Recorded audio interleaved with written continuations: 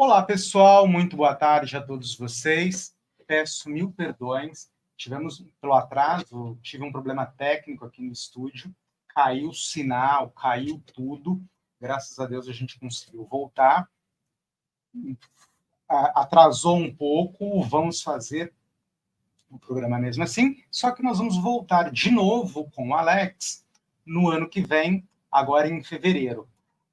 Alex, quer falar um pouquinho? Quer se apresentar? Primeiramente, muito boa tarde, Josué e o time aí do Gazeta. Obrigado pelo convite. Eu acho muito legal a gente ter mais acesso à informação financeira, conhecimento de mercado. Então, quanto mais a gente puder divulgar e mais falar sobre isso, eu acho que é bem interessante. Bom, para quem não me conhece, meu nome é Alex Carvalho, eu sou analista CNPI, analista técnico, né? Aquela pessoa que é instruída e pode recomendar ali ativos financeiros para demais pessoas e outras instituições. Então, é uma pessoa que pode, de fato, legalizada, indicar e recomendar ativos financeiros. Eu estou no mercado há pouco mais de 6 anos, então, como investidor profissional, como analista, e só que eu não venho do mercado. Então, eu venho de uma. Na verdade, eu venho totalmente divergente do mercado. Eu venho de uma instituição federal, era servidor público federal, e procurando educação financeira eu fui parar aí no mercado financeiro e estou até hoje. Então, desde 2017, ali, aproximadamente, um pouquinho antes que eu comecei no mercado financeiro. Que bacana. E é bem diferente, né, o mercado financeiro do serviço público, né? É outra dinâmica, creio eu. É totalmente diferente. Quando eu acredito ser a vontade de muita gente passar num concurso público, né, eu assumir um cargo de concurso público, procura essa estabilidade, procura de fato a estabilidade financeira. Estabilidade financeira e também emocional, né? Que acaba que o concurso público te dá isso. E o mercado ele é totalmente diferente disso, né? A gente fala de oscilações de preço, a gente fala de ganhos e perdas a todo momento, então é muito, muito divergente. Sim, a gente falar de um cargo federal para um mercado aí que é muito dinâmico e acaba mudando constantemente. Ótimo. E deixa eu te falar, e como que você analisou esse ano de 2023? Como que você, olhando hoje para trás, que você fala sobre ele? Bom, analisando primeiro um panorama geral, eu acho que foi um ano bem desafiador para o investidor brasileiro, né, mas também em escala global. A gente tem o mercado cada vez mais polarizado de uma maneira geral e a gente tem vários indicadores hoje que mudam o comportamento do preço muito rápido. Então a gente teve um novo desafio logo no início do ano porque a gente vem de um novo governo, novo já antigo governo, né? Então isso acabou trazendo muita incerteza para o mercado de imediato, como que seriam essas conduções de políticas e o tratamento em relação à inflação e taxa de juros.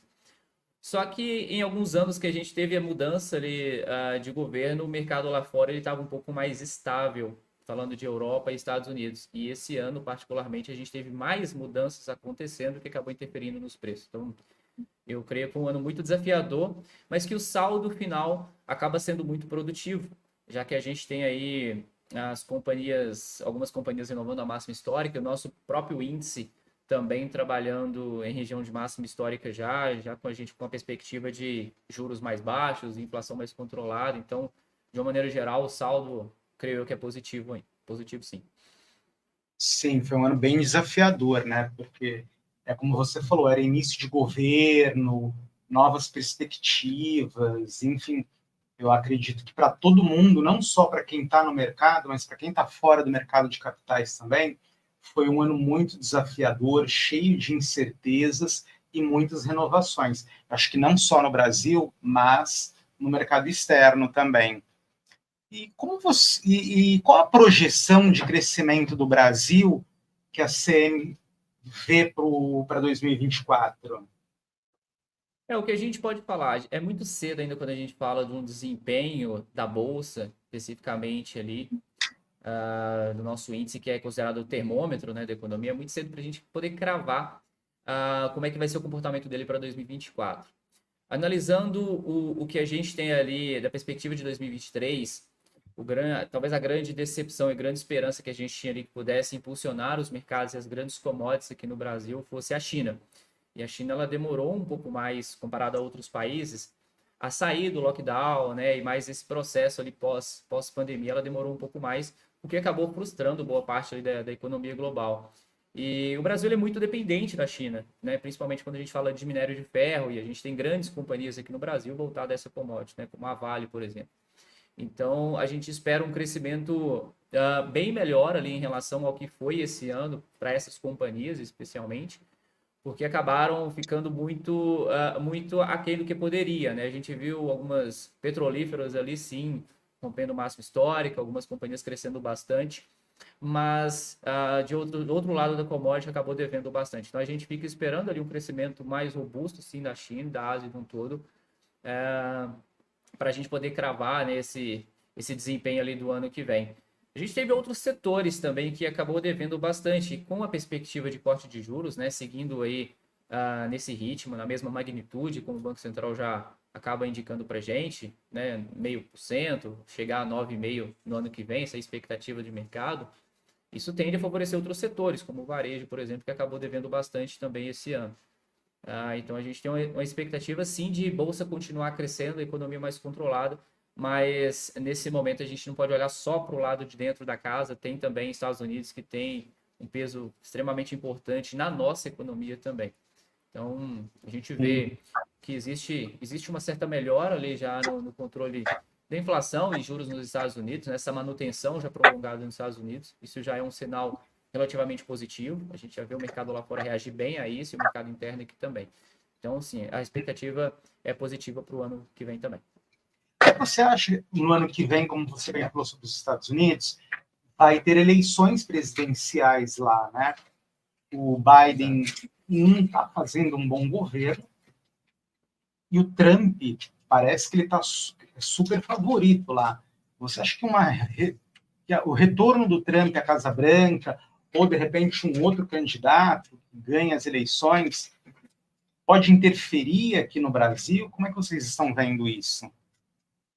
Interferir, independentemente de uma renovação do mesmo lado, ou a oposição ganhando, isso vai acabar interferindo sim, porque tem um peso bastante expressivo, né? Acaba trazendo essa movimentação. Até países que têm um peso menor na economia, como a própria Argentina, já trouxe um certo alvoroço para o nosso mercado, né? A gente teve recentemente as eleições da Argentina também. Então, os Estados Unidos ele tende sim trazer uma dinâmica diferente para a gente e cria muita especulação em relação a isso. Então, a gente ainda tem que aguardar esse próximo capítulo para ver o decorrer dessa economia. Mas, de todo modo, a gente se apega muito à taxa de juros. Como que a taxa de juros está sendo trabalhada, está sendo, né, nesse início de ano, principalmente esse primeiro trimestre, se vai haver um corte ou não, isso sim deve movimentar bastante o nosso mercado. Sim. E falando de zona do euro, esse ano eles tiveram um crescimento de 0,6%, que é a função de diversos problemas que eles têm passado por lá, né? Você acredita que no ano que vem eles possam ter um resultado mais robusto, ter um crescimento melhor do que esse ano? Ou você acha que a tendência é eles pararem de crescer? Ou, de repente, ter uma queda, não sei? Sim, a expectativa é continuar crescendo, mas os passos vão ser um pouco mais lento ali, né? Até pouco tempo atrás, a gente não falava em recessão, né, ou pré-recessão, e a gente acabou vendo isso na Europa. Foi o primeiro lugar que a gente acabou sentindo isso de fato, inflação batendo mais de 2 dígitos, então isso acabou pesando também. Claro, teve outros fatores também que acabam comprometendo ali de uma maneira geral. A gente teve uma situação meio que de crise na Alemanha em relação a gás natural, teve a própria guerra também, que está acontecendo ainda, né? Até hoje a guerra de Rússia e Ucrânia. A Rússia é um grande provedor de commodities também, de petróleo, então tudo isso acaba interferindo e mudando também ali esses detalhes na condição de política monetária que reflete no restante do mundo. Então, o crescimento a gente espera, mas ainda em passos um pouquinho mais devagar. Sim. E falando daquela região do mundo, né, vamos falar um pouquinho sobre a China. A China, as 10 maiores empresas do setor imobiliário da China têm uma dívida superior a US$ 1 trilhão. A China, como a gente falou no começo da nossa conversa, ela teve um lockdown mais lento, até outro dia estava tendo lockdown. Como que você está vendo a China para 24? Você acha que eles vão conseguir Assim, a fábrica do mundo eles já são, mas Sim. você acha que eles vão conseguir apresentar um crescimento robusto, vão conseguir arrumar a casa? Se bem que eu imagino que seja difícil trabalhar com um setor imobiliário que está muito inchado, muito grande. Algumas empresas já apresentaram certa deficiência, outras já quebraram. Qual que é a expectativa do mercado para 2024 em relação a esse setor na China e a China como um todo, né? Está muito, muito, muito Exato. difícil lá, né? Para pensar É, no ano que vem. isso. A China é um grande propulsor da economia, né? Grande engrenagem ali, e principalmente o setor imobiliário é extremamente forte. A gente fala de minério de ferro sempre, né? Nesse caso. Teve alguns casos que acabou pegando o mercado de surpresa, né? Como o caso da Evergrande, por exemplo. Então, teve alguns casos ali das construtoras e incorporadoras em recuperação judicial, não pagando ali as suas debêntures, e isso acabou estressando bastante o mercado, né? Trazendo um peso a mais para essa crise do minério.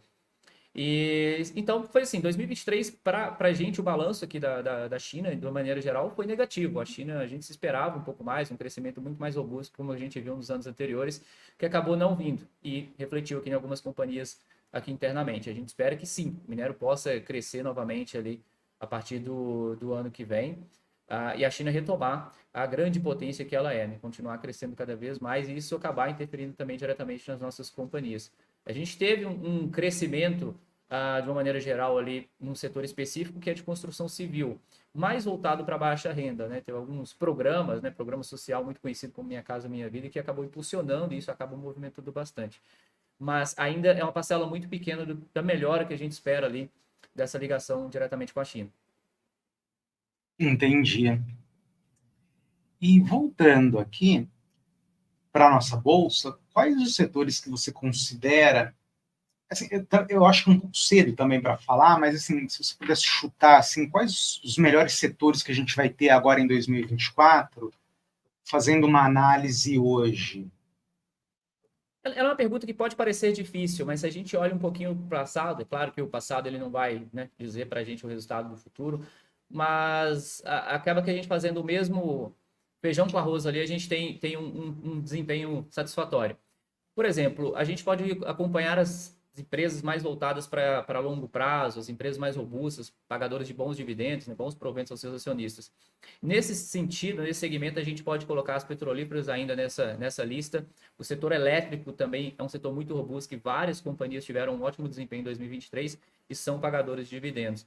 E também o setor bancário, que é bem conhecido ali, acho que ele nunca vai fugir dessa regra de ser um pouco mais estável, né, para longo prazo também. Agora, aquele investidor que está buscando um pouco mais de emoção, de volatilidade, ganhos talvez um pouco mais rápidos, aproveitar ações mais em conta, né, entre aspas, a gente vai ter outros setores ali, por exemplo, o setor de educação, o setor de varejo e o setor aéreo. São companhias que vão trazer uma volatilidade a mais e tendem a performar assim ainda em 2024, até começar, de fato, ter uma luz no fim do túnel. Especificamente varejo, né? Varejo foi o setor que mais sofreu da nossa bolsa em 2023. A gente viu ali todo as questões voltadas para Americanas, né, desde o início do ano, aquela polêmica em relação aos seus resultados. Magazine Luiza, Casas Bahia, são companhias que vêm sofrendo bastante. Então, para quem está buscando volatilidade, buscar um movimento mais rápido, para curto prazo, talvez essas companhias fazem mais sentido. Agora, quem não quer acompanhar talvez tanto o mercado de perto assim e pensar um pouco mais no longo prazo, aí eu falo que banco, elétricas e também petróleo é uma melhor opção. Sim. E dentro disso, eu acho que você já falou no começo, mas eu queria explorar mais um pouquinho em relação à taxa de juros para 2024. Você acha que ela desce bastante? Como é que você está vendo isso? Se bem também que eu acho que a gente depende, quando fala de taxa de juros, dos movimentos que acontecem lá fora. Sim. Precisa cair lá fora também para que a gente consiga derrubar a nossa aqui. Tem, na minha avaliação, tem política fiscal, tem uma sopa, né, quando a gente fala de taxa de juros. Como é que você analisa Exato. isso? Tem muita coisa para acontecer, de fato, para a gente poder falar que a taxa de juros nossa vai continuar caindo de maneira expressiva. O que a gente tem hoje E, inclusive, amanhã sai a ata do cupom, e é bom a gente estar atento para ela. O que a gente tem hoje é a perspectiva de mais cortes da mesma magnitude, né, de 50 pontos base, de 0,5%, até estabilizar em torno de 9,5%. É isso que o mercado trabalha hoje para a perspectiva de 2024. Né? A gente espera sim que possa continuar caindo, porque quanto mais juros acaba caindo, é claro que tira o brilho ali, o foco da renda fixa, mas a renda variável acaba ganhando tanto destaque, né? Ganhando muito destaque até e favorecendo os ativos também de risco, né? Ativo de bolsa. Então, até 9,5 a gente acredita que vai seguir nessa mesma magnitude ali de cortes, mas é como a gente já falou aqui um pouquinho antes, né? Tem as eleições nos Estados Unidos, a gente precisa muito acompanhar Estados Unidos e Europa, a gente depende muito disso. Não adianta só a gente traçar um caminho aqui possibilitando ali corte de juros, sendo que lá fora vai continuar a inflação batendo forte ainda. Então vai ser mais um pouquinho mais difícil disso acontecer aqui. Uhum, entendi.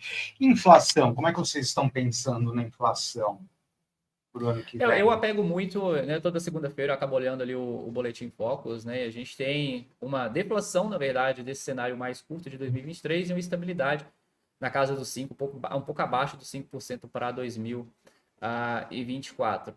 Mas ainda assim, depende de muita coisa, né? Alguns fatores ali favoreceram a inflação ainda ficar um pouco níveis altos aí no mundo, né? Própria questão das guerras ali, isso acabou batendo muito no petróleo. Essa guerra mais recente, né, em Israel, isso acabou elevando bastante o petróleo alguns meses atrás, algumas semanas atrás, e agora ele volta a cair. Então, vai ter momento ali que a gente vai ficar assim um pouco mais pressionado com essa inflação, mas a expectativa, principalmente no cenário doméstico, quando a gente vai falando de juros caindo mais, ela está cada vez mais controlada.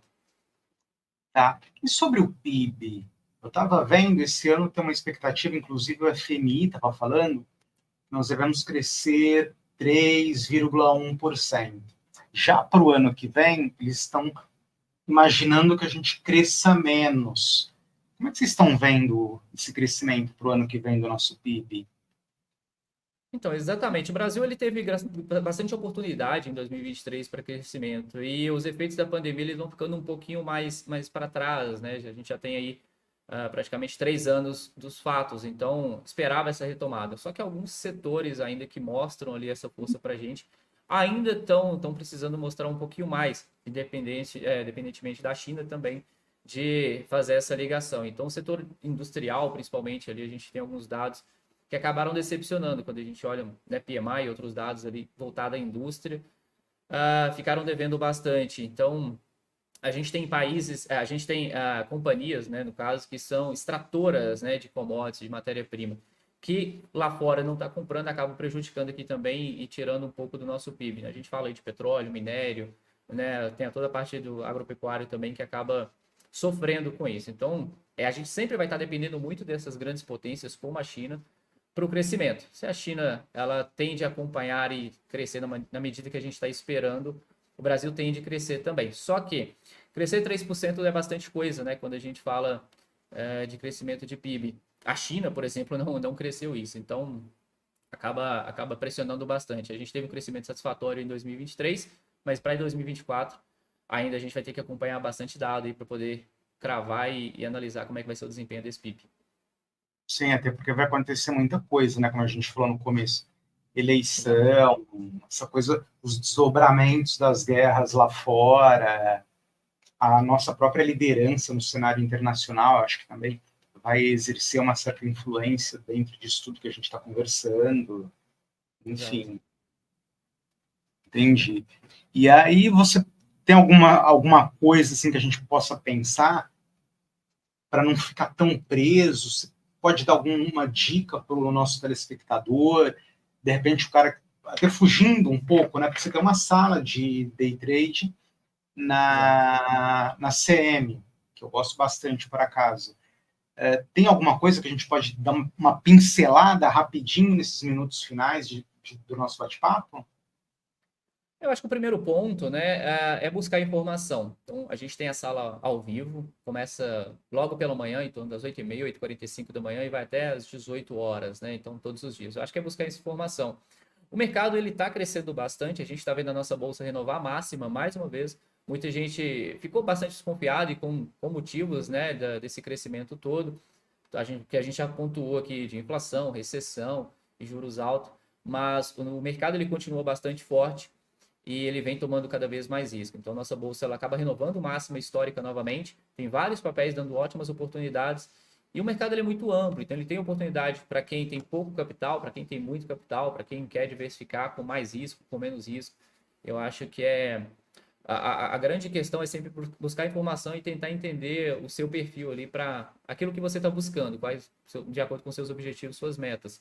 Se você tem apetite maior risco, o mercado tem diversos ativos ali que você pode trabalhar para poder buscar esses resultados. Se você pensa em um pouco mais longo prazo, um pouco mais segurança, também tem vários ativos. Dentro da Semicapital você consegue encontrar diversos ativos, tanto para renda fixa quanto renda variável também, com mais risco, menos risco. Então, eu acho que é se conhecer, entender os seus objetivos para poder entrar no mercado. Oportunidade tem bastante, a gente está vendo isso todos os dias e com o mercado, com esse apetite de bull market que a gente está vendo, não só aqui, mas lá fora também, alguns índices renovando máxima, a tendência é ter bastante oportunidade para o ano que vem também. Ótimo. Enfim, se você puder deixar o endereço, alguma coisa, seu Instagram, para o pessoal te seguir, enfim. Agora, posso mandar no chat aqui? Pode. Eu já tenho 3 links que eu já deixo salvo aqui já em ponto de bala. Primeiro do Instagram, então deixa eu colocar aqui nos comentários do Instagram, quem quiser já me seguir. Ver se eu já consigo mandar ele aqui. Acho que tem que mandar direto no YouTube. O link do Instagram. A gente tem também um link do grupo do Telegram também, onde eu tiro diversas dúvidas, passo recomendação, vou fazendo condução de trades também, de operações. Enfim, tiro dúvidas de gerenciamento de risco, faço análise de papéis e tudo mais. Então tem também o grupo do Telegram, que tá aí o link. E para quem não tem conta aberta na CM Capital, quem não conhece, quer conhecer um pouco mais, é a empresa bastante de nome já no mercado, mais de 25 anos no mercado, a empresa é uma corretora independente aí de bancos, então ela tem toda a sua análise voltada com foco no cliente e tem diversos produtos, inclusive carteiras recomendadas também para quem não quer se dar tanto ao trabalho de analisar um papel, às vezes não sabe ainda como analisar um papel, tem as carteiras também que podem acabar acompanhando, e a nossa carteira ela vem com um desempenho muito bom. Eu trabalho com a carteira semanal, então ela tem um giro um pouco mais alto ali, a gente busca um pouco mais de volatilidade, e ela vem com excelente desempenho. E nosso benchmark já está lá para trás, que é o Ibovespa, já está lá no nosso retrovisor, então o desempenho dela esse ano está excelente. Ótimo. Tá. E aproveitando que estamos nos minutos finais, mais uma vez eu quero pedir desculpas para o pessoal, a gente teve um problema técnico, mas o Alex vai voltar em fevereiro com a gente vai ter um tempo mais extenso e sem problemas técnicos. E você quer fazer alguma consideração final? Quer falar alguma coisa para alguém? Mandar um recado? Um beijo para o papai, para a mamãe, para a titia? Lembra disso? Sim, sim. Não, cara, eu acho que é bem interessante. Agradecer a presença de todo mundo, quem está nos acompanhando, quem vai assistir depois a esta live, esse podcast também. Eu acho que a gente está chegando num final de ano aí que foi bastante conturbado de uma maneira geral. A gente teve bastante indicadores e bastante movimentação que trouxe muita desconfiança, né, para o mercado de uma maneira geral. Mas como a gente fala, o mercado é soberano e a gente está vendo o índice muito forte. Então a gente não pode ignorar esse movimento. Nossa bolsa ela está crescendo bastante, tem muito potencial para continuar crescendo. Para quem quiser entrar no mercado, vai ter bastante oportunidade, né? Só não fazer as doideiras que a gente fala aí, né? Não querer ganhos rápidos, fáceis, né? Que acaba acontecendo bastante. Mas para quem está procurando informação e de maneira séria, tem onde buscar e ter bons resultados. Ótimo. Então é isso, pessoal. Em primeiro lugar, eu agradeço todo mundo que está assistindo e quem vai assistir. Agradeço a CM Capital, mais uma vez, por disponibilizar o Alex para estar aqui batendo um papo com a gente. E agradecer todo mundo, né? E Alex, a gente não pode esquecer de falar que tem um texto nosso que vai ser publicado amanhã aqui no nosso jornal, né? Que a gente escreveu juntos. Isso aí. Texto bem bacana.